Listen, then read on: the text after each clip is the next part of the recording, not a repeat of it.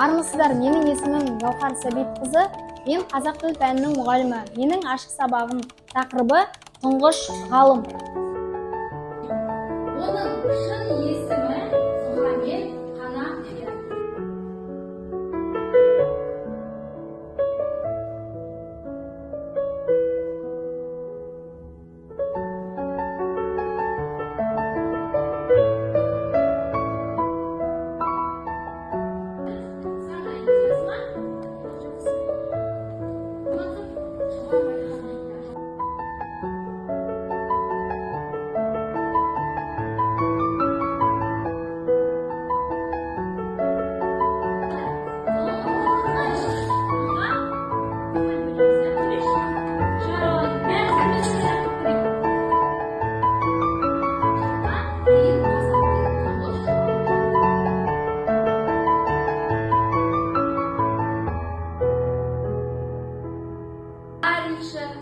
Этнограф, биограф және